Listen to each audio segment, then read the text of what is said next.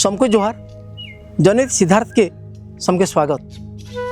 भगवान श्री रामचंद्र पुओ कुश जिते दक्षिण कोशल भाग पाई से समृद्धिशाली गोटे सहर थिला कौंसिल। कालक्रम जिते कौंसिल तार स्त्री हर बसला तार पाखे आ गोटे सहर तार ऐतिह्य संस्कृति परंपरा और वाणिज्य के लेकिन कौशल मानचित्र ने गोटे भिन्न परिचय सृष्टि कर से सहर हूँ सेतकी बेलर पाटना सहर जेनटा कि आज पाटनागढ़। माँ दशमती के आशीर्वाद नहीं कि आज आम एनता उठे जाके यात्रा आरंभ करमा जेन जगार माइट नु तंत्रर महकटे छुटुसी, जेन जगार पवन रे मंत्रर गुंजरटे थीसी, जेन जगार आकाश नु जंत्रर झलकटे दिशुसी। अतीत रे जेन जगह शैव शाक्त वैष्णव बौद्ध और जैन मानकर साधनार पीठस्थली थिला। भिन्न भिन्न संप्रदायर गोटे लक्ष्यस्थली कुशस्थली जोगिनी मानकर जोगस्थली रानीपुर झरियल। आसुन मोर से यात्रा आरंभ करमा रानीपुर झरियल के रहस्यमय रानीपुर झरियल के।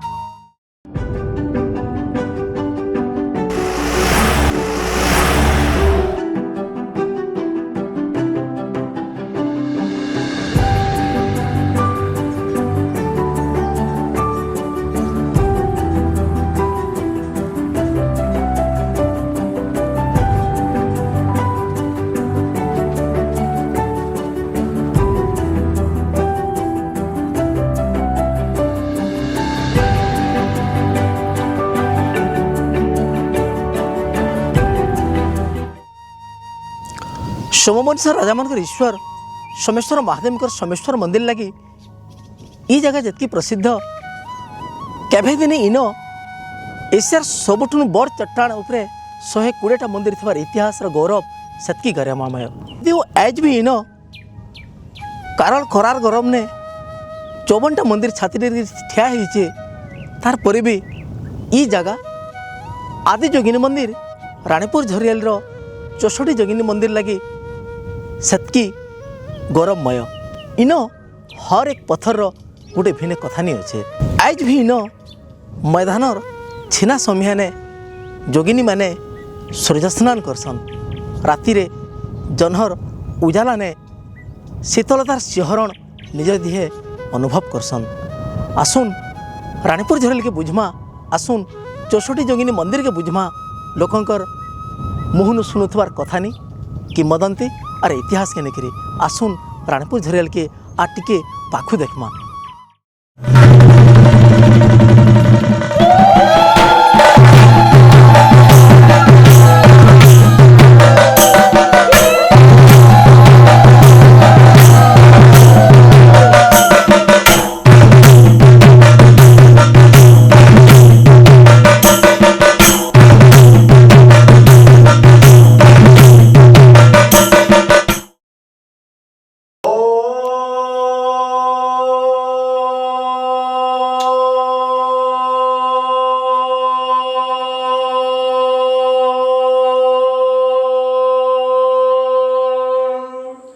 नमः शिवाय तत्पुरुषाय विद्महे महादेवाय धीमहि तन्नो रुद्रो प्रचोदयात्। प्रथमं च महादेवं द्वितीयं च महेश्वरं तृतीये शंकरनामे चतुर्थे वृषभध्वजं पंचमे कृतिवासं च षष्ठे कमङ्गनाशनं सप्तम देवदेवस्य नीलकण्ठो अष्टमे नवमेश्वरनाम दशम पार्वती रुद्रैमेकादशे द्वादशे शिवो मुच्यते। एतानि शिवनामानि पठनस्य भयंगुग्नेश्य शंभुश्चराय नमो नमः। ओम आवाहनि चंद्रकन्ये महामुद्रा च निष्ठुरा कालकन्निलिंग मुद्रा च मुद्रा कपालिका तत्रिशूले खड्ग खड्ग पसंगो सभयवरद धनमुद्रेति निज मुद्रा शिव सेतत्। ओम नमस्ते हंविरूपाय हे शिव शंभु महादेव लोकनाथाय त्रिलोचनाय ध्यानित्य महेशं रजतगिरिनिभं चारुचन्द्र वसतं रत्नकल्पयङ्गं प्रसमृगवराभिद्यस्त प्रसन्नं पद्मोऽसिनं समन्तं स्थितिममरगौड व्याघ्रकृति वसनं नमस्ते हंविरूपाय नमो नमः। हे शिव शंभु महादेव लोकनाथ त्रिलोचनाय सोमेश्वराय नमो नमः। रानीपुर झरियल आदियोगिनी पीठ लगी जे खाली प्रसिद्ध इटा नहीं से ई ठाने थिवार सोमेश्वर मंदिर रानीपुर झेल की भिन्न परिचयटे देछे। 64 जोगिनी मंदिर तैयारी हबार आगनु ई जगह ने 8म शताब्दी ने सेतकीबेल राजा सोमेश्वर देव सर्वधर्मावलंबी थिबार काजे ई ठाने सोमेश्वर देव तैयार करथिले। हेथिर लगी ई जाके समतीर्थ भी कहासी। मंदिर के लागी करी सोमेश्वर बंद बोली गोटे बंद भी राजा खोली थिबार प्रमाण है। सोमेश्वर मंदिर भितरे थिबार शिलालेख स्पष्ट भाव लिखाई जे ई जगार ना सोमतीर्थ बोली। मंदिर गर्भगृह के पशुआर भोजनी आड़े काथिने छोटी मूर्ति खुदे होकर अच्छे। से मूर्ति होचन गगन शिव। गगन शिव जने शिवभक्त थिले। इतिहास कहसी गगन शिव प्राय 4th और 7म शताब्दी भितरे कोसलांचल रे शिव धर्म प्रचार और प्रसार करथिले। सोमेश्वर मंदिर भितरे थिबार शिलालेख गगन शिव लिखिथिले बोली श्रीजुक्त सदानंद अग्रवाल लिखित बही सोनपुर इतिहास प्रमाण देसी। मंदिर गर्भगृह द्वारबंद उपरे माँ गजलक्ष्मी मूर्ति विराजमान करी। तार ठीक ऊपर के लागी करी ही शिलालेख के रखा जाइए। परवर्ती समय ने छोट बड़ करी अनेक गुड़िए मूर्ति मंदिर भितर रखा जाइथिबार गवेषणा कहसी। एबे आसुन थोड़े 64 जोगिनी मंदिर के इतिहास संस्कृति परंपरा और किंवदंती नहीं कि बुझमा। मन भीतर साधारणतः प्रश्नटे उठुवा जोगिनी किए कहसी जोगिनी माने देवी किए कहसन जोग साधन सिद्धिलाभ कर असाधारण नारी माने ही जोगिनी। इन प्रश्न उठसी जोग काणा। मुंडक उपनिषद कहसी जोग संस्कृत शब्द योजनु आसी जार अर्थ जोड़ी हेबाटा एक हो जावाटा। हेले आमर पुराण और किंवदंती कहसी भगवान शिव जलंधर असुर के मारबार समियाने जलंधर हर एक रक्तबिंदु गोटे नुआ जलंधर जन्म नौला। भगवान शिव जलंधर रक्त और मांस खाबार के सप्तमातृका के आवाहन करथिले। इस सप्तमातृका संगे माँ नरसिंह मिसिकी अष्टमातृका हेसन। अष्टमातृकानु जोगिनी मानकर सृष्टि बोली उपनिषद कहसी। सप्तमातृका संगे जोगिनी मानकर संपर्क उपरे आके आमे आलोचना करमा। आमर गवेषणा कहसी आमर ई अंचल ने मुख्यतः चाषी और आदिवासी लोग रहते। आमे माय मैट भिन्न भिन्न जीवजंतु के पूजा करसुँ भिन्न भिन्न गच के पूजा करसुँ। हाथीर काजे भिन्न भिन्न गाँव मानकर गाहरी मानकर ना भिन्न भिन्न जीवजंतु भिन्न भिन्न गछखुट के नेकिरी हेथिसी। हेतिर काजे काहार ना बराही तो काहार ना सिंही काहार ना समलई तो काहार ना डुमेर तोलेन। इनर जोगिनी माने ई अंचल ने पूजा पाथबार देवी माने ही आन। प्रख्यात लेखिका डॉक्टर आद्याशा दासकर the yogini of Ranipur Jharial tantric goddesses of your हिसाबे ई अंचल ने जोगिनी पूजा पद्धति रहस्यमय थिला आरु लोग लोचन के आने नि दौथे। हेतिर काजे जोगिनी माने रहस्यमय नारी ही की रही जाइथिले। डरटे बने के रखबार काजे जोगिनी मूर्ति मान के हिंस्र रूपटी दिया जाउथला। हेले इन जेन जोगिनी माने अछन सुंदर आरु शांत हेकी अछन। जोगिनी हृदय ग्रंथ और गवेषक तथा खड़ियाल महाराज डॉक्टर जीतामित्र सिंहदेवकर योगिनी कल्ट ऑफ रानीपुर झरियल कहसी जोगिनी माने मिथुन चरम सुख प्राप्ति पर नृत्यरत अछन। हटयोग हिसाबे मिथुन मुख्यतः 3टा फल प्राप्ति लगी करा जायसी। शारीरिक सुख वंशवृद्धि करबार लगी और समाधि लगी। हटयोग प्रदीपिका और सांख्य दर्शन हिसाबे मिथुन चरम सुख पाइबार लगी प्रकृति और पुरुषर मिलन आवश्यक हेसी। पुरुष शिवान और प्रकृति शक्ति। शिवं को पिंगला और शक्ति के इड़ा कहगला। जेतकी बेले इड़ा और पिंगलार आज्ञा चक्र रे मिलन हेसी सेटा के ही महामिलन कहसन। ई मिलन फल रे तांकर कुंडलिनी चक्र जागृत हेसी। कुंडलिनी चक्र जागृत होला परे महामिलन अनुभवटा सहस्रा चक्र तक पहुँचीसी। फल रे प्रकृति और पुरुष मिथुन रु समाप्ति प्राप्ति करसन। हटयोग प्रदीपिका कहसी जेन नारी माने हटयोग माध्यम ने मिथुन चरम सुख पाइकरी ସମାଧିସ୍ଥ ହୋଇପାରସନ୍ ସେମାନେ ହିଁ ଯୋଗିନିଆନ୍। ମହର୍ଷି ବାତ୍ସାୟଙ୍କର କାମସୂତ୍ର ଅନୁସାରେ ମୋଟରେ 64 ପ୍ରକାରର ମିଥୁନ ମୁଦ୍ରାର ବର୍ଣ୍ଣନା ଅଛି। ବିଶ୍ୱାସ କରାଯାଇଛି ପ୍ରତ୍ୟେକ ଯୋଗିନୀ ଗୋଟେ ଗୋଟେ ମିଥୁନ ମୁଦ୍ରାନେ ସମାଧି ପ୍ରାପ୍ତି କରବାରରେ ସିଦ୍ଧିଲାଭ କରିଥିଲେ। ଇନ ଯୋଗିନୀମାନେ ସମାଧିସ୍ଥ ହେଲା ପରେ ଅତ୍ୟନ୍ତ ଖୁସିରେ ଯୋଗୀରାଜ ଶିବଙ୍କର ସାଙ୍ଗେ ନାଚୁଥିବାର ଅନୁମାନ କରାଯାଇଛି। ଯୋଗିନୀ ମନ୍ଦିର କଥା ହେଲେ ସାଧାରଣତଃ ତନ୍ତ୍ର ସାଧନା କଥା ମନେ ପଡ଼୍ସି। ତନ୍ତ୍ର ସାଧନା ଯଦିଓ ହିନ୍ଦୁ ଧର୍ମର କାପାଳିକମାନେ କରୁଥିଲେ, ବୌଦ୍ଧମାନଙ୍କର ଗୋଟେ ଗୋଷ୍ଠୀ ଏତାକେ ମୋକ୍ଷ ପାଇବାର ଗୋଟେ ପନ୍ଥା ଭାବେ ବାଛି ନେଇଥିଲେ। ବୌଦ୍ଧ ଧର୍ମରେ ଯେତିକି ବେଲକେ ନିର୍ବାଣ ପାଇବାରଟା ବଜ୍ରଯାନ ମାଧ୍ୟମରେ କଷ୍ଟକର ଥିଲା, ସେତେବେଳକେ ସୋନପୁର ରାଜକୁମାରୀ ଲକ୍ଷ୍ମୀକରା ସହଜାନର ନୂଆ ପନ୍ଥଟେ ଆରମ୍ଭ କଲେ। ଲକ୍ଷ୍ମୀକରାଙ୍କର ହିସାବେ ମଣିଷର ଯୌନ ପ୍ରକୃତିକେ ଉଚ୍ଚତମ ସ୍ତରକେ ନେଇକରି ନିର୍ବାଣ ପାଇବାରଟା ହିଁ ସହଜାନ ଆଏ। ପ୍ରାୟ 8ମ ଶତାବ୍ଦୀନେ ବୌଦ୍ଧମାନେ ଯୋଗିନୀ ପୀଠକେ ତନ୍ତ୍ର ସାଧନା କରବାରକେ ଆସିଥିଲେ ବୋଲି ଐତିହାସିକମାନେ ମତ ପ୍ରକାଶ କରସନ୍। ଆପଣମାନେ ଜାଣିଥିବେ ଖଜୁରାହୋର ଯୋଗିନୀ ମନ୍ଦିରକେ ଛାଡ଼ିଦେଲେ ଭାରତର ସବୁ ଯୋଗିନୀ ମନ୍ଦିର ଗୋଲାକାର ଆଏ। ଇତାକେ ନେଇକରି ୟୋଗିନୀ ହୃଦୟ ଗ୍ରନ୍ଥ କହିସି, ୟଦା ସା ପରମାଶକ୍ତି ସ୍ୱଚ୍ଛା ବିଶ୍ୱରୂପିଣ ସ୍ଫୁରତ୍ତାମାତ୍ମନଃ ପଶ୍ୟେତ୍ ତଦା ଚକ୍ରସ୍ୟ ସମ୍ଭବ। ଅର୍ଥାତ୍ ଯେତିକି ବେଲକେ ପରମ ଶକ୍ତି ନିଜର ସ୍ଥୂଳକା ବିସ୍ତାର କରସି, ସେତେବେଲେ ଶ୍ରୀଚକ୍ର ସୃଷ୍ଟି ହେସି। ଇ ଚକ୍ରାକାର ମନ୍ଦିର ଆର୍ କିଛି ନାହିଁ, ସେ ଶ୍ରୀଚକ୍ର ଆଏ। କିଛି ଗବେଷକଙ୍କର ମତ ହିସାବେ ଯୋଗିନୀ ନିଜ ନିଜର ଭିତରେ ଶକ୍ତିର ଆଦାନ ପ୍ରଦାନ ଲାଗି ଚକ୍ରାକାରରେ ଅବସ୍ଥାନ କରିଛନ୍। ବିଜ୍ଞାନ କହିସି କେନ୍ସି ବି ଶକ୍ତି ଚକ୍ରାକାରନେ ଘୁରି ବୁଲିଲେ ଶକ୍ତିର ଅପଚୟ କମ୍ ହେସି। କେନ୍ସି ବି କୋନେ ଶକ୍ତି ପିଟି ହେଲେ ଶକ୍ତିର କ୍ଷୟ ହେସି। ହେଥିର କାଜେ ଆଧ୍ୟାତ୍ମିକ, ତାତ୍ତ୍ୱିକ ଆର୍ ବୈଜ୍ଞାନିକ ଦୃଷ୍ଟିକୋଣରୁ ଗୋଲାକାର ମନ୍ଦିର ନିର୍ମାଣ ବେଶ ଉପଯୋଗୀ ମନେ ହେସି।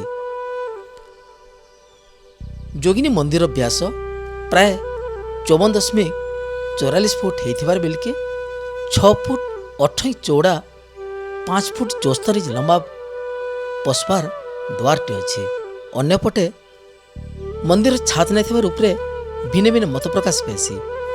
ଯୋଗୀମାନେ ତାଙ୍କର ଶକ୍ତିକେ ମହାଜାଗତିକ ଶକ୍ତି ସାଙ୍ଗେ ଏକାକାର ହେବାର ଲାଗି ମନ୍ଦିର ଛାତ ଶୂନ୍ୟ ଥିବାର ବେଶ ପ୍ରାସଙ୍ଗିକ ମନେ ହେସି।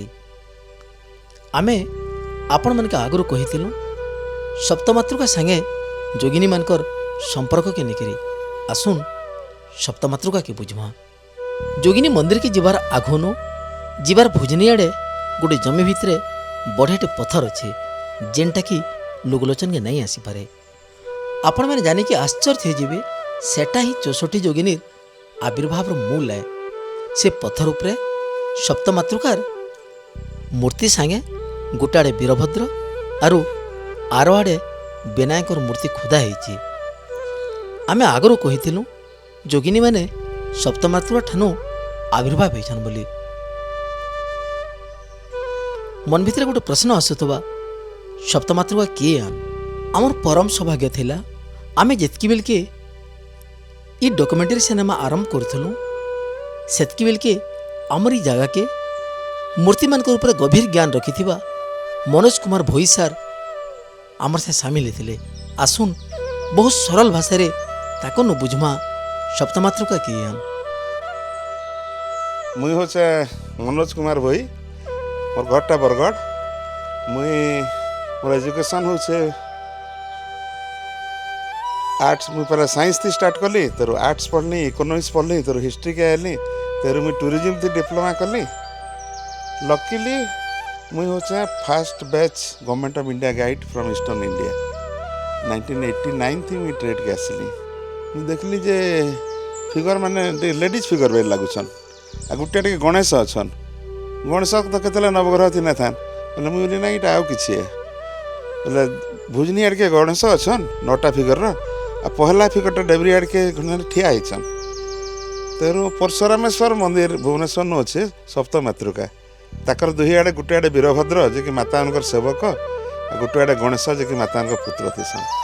तार आम डिटेल के गलु गोटे देवी षंढ उपर बसछन से माहेश्वरी आन पार्वती सिंह उपर बसछन किंतु माहेश्वरी जे महेश्वर से षंढ उपर बसछन गोटे टिके भंगा हाथी बेर दुसचे से इंद्राणी आन तर गोटे 3टा मूड बाहर दुसचे एक्चुअली से 4टा मूड ब्राह्मणी बोले मुझे एक रु कही दून 9 तक से मैंने हूँ पहला वीरभद्र तर ब्रह्माणी माहेश्वरी वैष्णवी इंद्राणी कौमारी कौमारीटा कार्तिक कौमारी तेहरू 2टा जेन अच्छन से हूँ माँ एंग्री मूर्ति राघव मूर्ति जे हूँ बाराही और चामुंडा आ तर 9टा गणेश बोले ये गोटे पैनल 9टा मूर्ति अच्छन किंतु सेटा actually सप्तमातृका with their attendant Ganesh और वीरभद्र।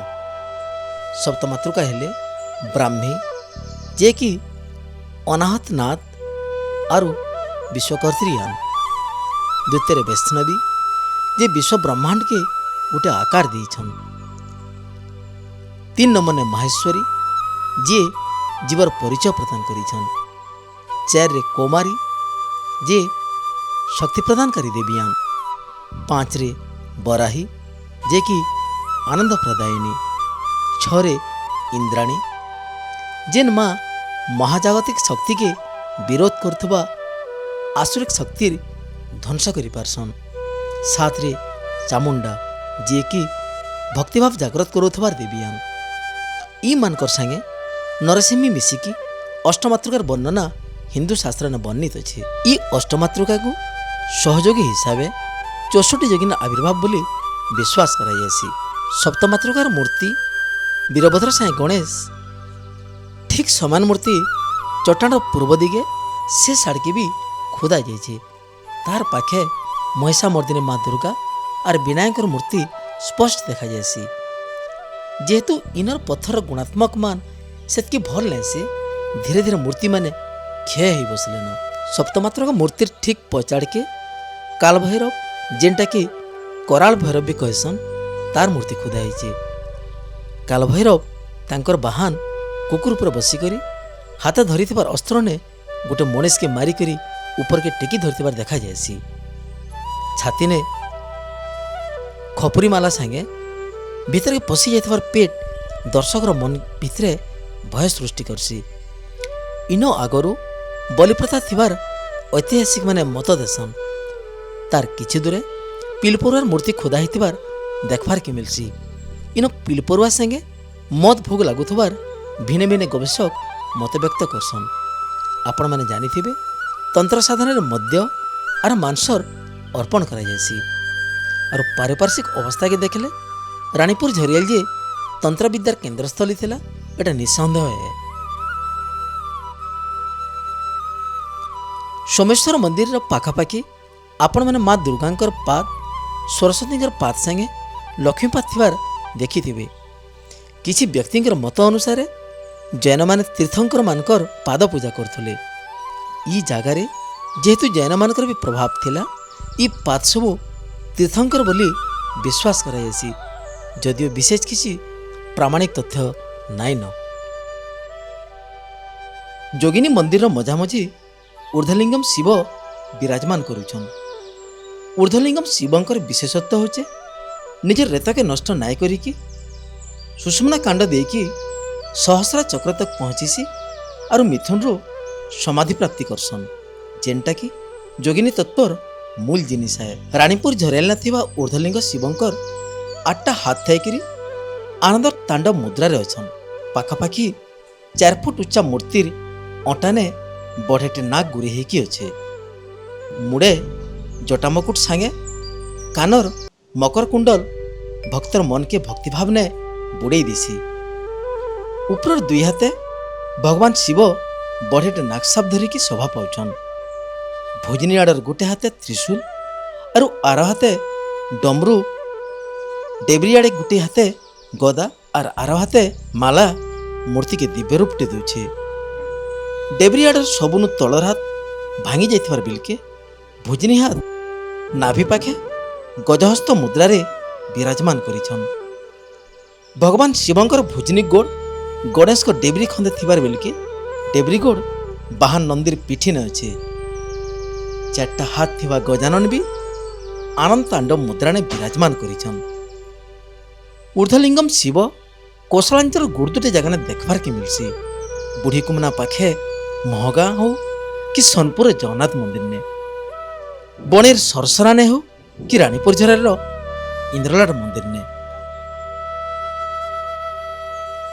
चौषठी जोगिनी मंदिर पाखापाखि ओडिशार सबुनु बड़ इटा तैयारी मंदिर इंद्रलाट मंदिर ई अंचल शिल्पी मानकर गौरवर कथा नहीं कहसी जदिओ इंद्रलाट मंदिर केभे तैयारी कराइथिला किछि सठिक तथ्य नाइन ई मंदिर भी 7म शताब्दी ने सोमवंशी राजा माने तैयारी करथिबार विश्वास करा जायसी ई मंदिर ने शिव पूजा करा जाउथिले भी मंदिर काथिने थिबार पार्श्वदेवता मानकर देखले ई मंदिर विष्णु मंदिर बोली विश्वास करा जायसी 60 फीट उच्चतार ई मंदिर शोभा एतकी सुंदर जे ई मंदिर फोटो भारतीय डाक टिकट रे भी शोभा पासी इंद्रलाट मंदिर टिके आगे रानीगुड़ी भांगी जीते भी निजर गर्व और गौरवर कथा नहीं शुणुचे रानीगुड़ी अलग ना रानीपुर इठाने रानीपुर अर्थात रानीगर घर थिबानो ई अंचल के रानीपुर झरेल कहुबार विश्वास करा जायसी पाटना स्टेट रानीगर ओवास इटा थिला जेहेतु रानीगुड़ी टे भीतर के अच्छे ई जगह लोकलोचन के नहीं आसे रानीगुड़ी पाखापाखि जगह ने बहुत पुरातन भंगा मूर्ति मान रखा जाइछे मूर्ति माने एतकी जीवंत जे ई अंचल शिल्पी माने केते पारंगम थिले सहज अनुमान करा जाय पारसी भिन्न भिन्न समय ने रानीपुर झरेल के योगिनी कल्ट के बुझबार का जाए भिन्न भिन्न देश नो पर्यटक माने आसन आमर सौभाग्य इटा थिला जे सुदूर इंग्लैंड रो 2 जन गवेषक इनके गवेषणा करि आसथिले तांको भेटवार सुजोगटी मिलथिला आसन समान के पचरामा इनके आला परे तांकर अनुभूति काना थिला welcome to Ranipur Jharial Thank you. and can you please express your feelings what you felt after coming here Yes, well, I came here with my partner Yehudi to discover more about the divine feminine yeah ma'am and the power of the divine feminine, and I'm very interested in the expression of each goddess and each yogini and what their function is for humanity from ancient times until now. And I think there is a relevance in modern times for the lessons we can learn from the yogini and from the goddesses Durga, Kali, Saraswati, Shiva's consort what's she called? Parvati, and the expression of the divine feminine in all these things that I think is part of every woman. yeah ma'am And I think it's very important. It should never be forgotten. And we are curious about your culture, where this has been so alive and still is alive for people today. So that's my interest to be here. actually I heard from sir you also a yoga teacher in your country ma'am. Yes, I've been a yoga teacher for 40 years. And That's wonderful ma'am Yes, and I teach yoga to pregnant women because I'm trying to help them to find the divine feminine in themselves so that they can give birth and nourish their children according to the power of their bodies and not experience birth as a medical event unless there's a problem. ଯାहो बहुत गर्व और गर्वर कथा कि आमे माने आमर भारतीय संस्कृति के भल पाबार लगी सुदूर इंग्लैंड रो आज्ञा मैंने आसन आओ इन तांकर जिते से मैंने आसन तांकर जिते अनुभव से मैंने दर्शौन आपण मैंने देखी पारते मुहर खुशी केन भले आसचे thanks to ma'am and sir how you came to know about Ranipur Jharial In 2015, I discovered some Yogini Dakini cards that came from this temple, and I wanted to come to the original temple to get to understand, to feel, to do meditation here. Yeah. So what is your experience here, sir? How you felt here after watching this all the yoginis as well as surrounding of this Ranipur Jhariyal? Yeah, it's amazing. Sometimes just looks normal. Sometimes, like last night in the sunset, fantastic energy from Shiva. Sometimes I just look at one of these yoginis and she can talk to me, and sometimes quiet. Thank you, sir. You love the Indian culture. You love the goddess of India's, and it's a quite pleasure moment for us to have a guest like you, sir. Thank you very much. It's a pleasure and a privilege to be here with myself and my partner Janet.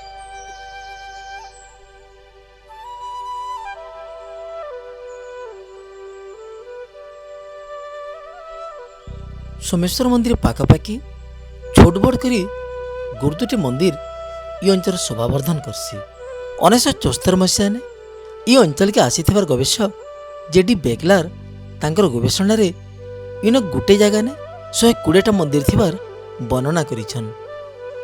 से इटा भी कहिछन जे भक्त मानकर मानसिक पूरा हेले से माने ई जगह ने गोटे गोटे शिव मंदिर तैयारी करथले। स्वर्गत रामचंद्र मल्लिकर कौशल इतिहास रे ई जगह ने 96टा मंदिर थिबार उल्लेख होइछे। जदिओ एभे मंदिर भितर केनसी भी देवता पूजा नहीं पाइबार आगो सबु मंदिर ने शिवलिंग थेला बोली कौशल इतिहास प्रमाण दिसी। प्रख्यात लेखिका डॉक्टर आदासा दासकर बही द योगिनी ऑफ रानीपुर झरल रे से लिखिछन सबु जोगिनींकर जादुई शक्ति थिला। से शक्ति हैला अनिमा, लघिमा, गारिमा, महिमा और इस्तिभा। अनिमा जेनटा कि जोगिनी माने निजके सबनु छोट करि पारसन। लघिमा जेन शक्ति बल थी से माने निजर स्थूल शरीर की छाड़ी की शून्य रे उड़ी पारसन। गारिमा शक्ति प्रयोग करी कि जोगिनी माने निजर देह के बहुत भारी करि पारसन। महिमा गोटे एंता शक्ति जेनथिरे कि निजर काया के बहुत बड़ करि पारसन। इस्तिभा शक्ति बल ने निजर शरीर और मन नियंत्रण संगे संगे अन्य शरीर और मन के भी नियंत्रण करि पारसन। जेहेतु देवता और असुर मानकर युद्ध ने जोगिनी माने असुर मानकर रक्त और मांस खाउतिले हेतिर खाजे राजा महाराजा माने युद्ध करि जिबार आगनु जोगिनी पूजा करी आशीर्वाद भिक्षा करथुले।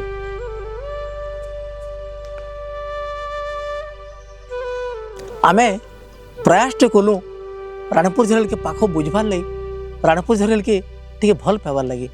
वास्तविक रानीपुर झरियाल 64 जोगिनी मंदिरटा आज भी रहस्यमय सता जेनता कि जोगिनी माने जतकी रहस्यमय थिले आज भी जीवंत जोगिनी माने है कि सेतकी रहस्यमय कि अछन। आमर वीडियो के भल पाई भिडियो के देखी समस्त धन्यवाद।